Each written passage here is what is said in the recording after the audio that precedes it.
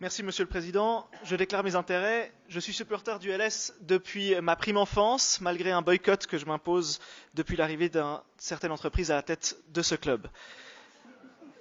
Pour moi, le football, c'est une fête, c'est un événement social, populaire, qui déplace les foules, indépendamment de leurs origines, de leurs milieux sociaux, justement, de leur orientation religieuse ou politique.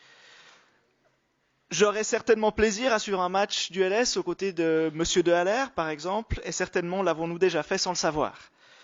Pour moi, le LS, c'est une pontaise pleine à craquer, 14 300 personnes, pour le derby contre Servette, mais pas celui dont parle Madame Messer, celui de 1999, avec un but de Pantelic à la 5e minute et une défaite 5-2.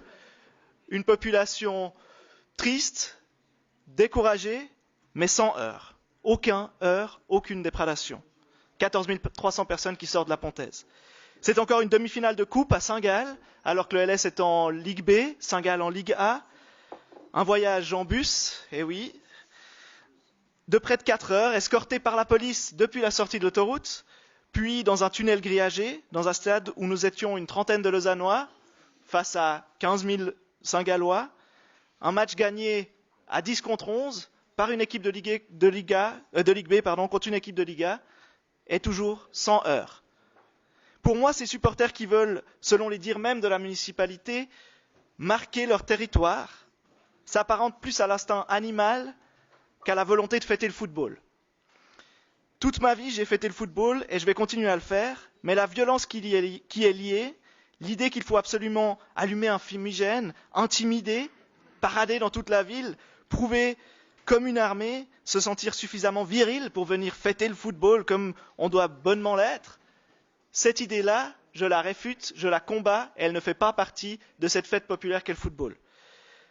À ceux qui viendraient nous parler de liberté d'expression et de manifester, des droits fondamentaux qui me sont chers, qu'on m'explique pourquoi, comme l'a dit M. Dana, ces supporters de football sont les seuls desquels on accepte qu'ils défilent dans notre ville, accompagnés de quasiment la totalité du corps de police, plus régulièrement de corps de police d'autres villes ou du canton, sans qu'une demande ne soit formulée, sans qu'une personne responsable ne soit nommée et sans qu'ils ne doivent débourser le moindre centime.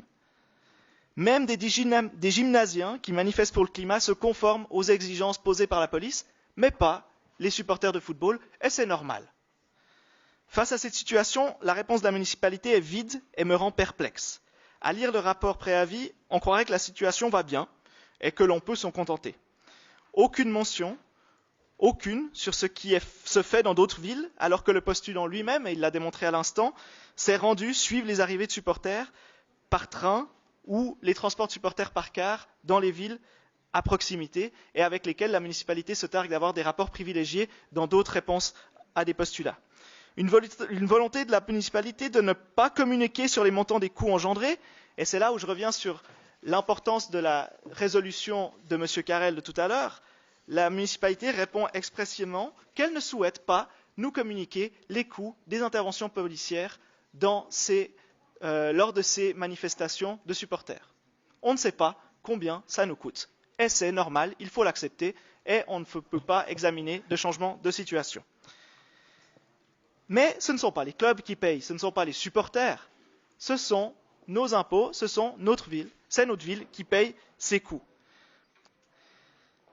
Par contre, c'est Ineos, ce sont les clubs qui récupèrent les billets d'entrée au stade.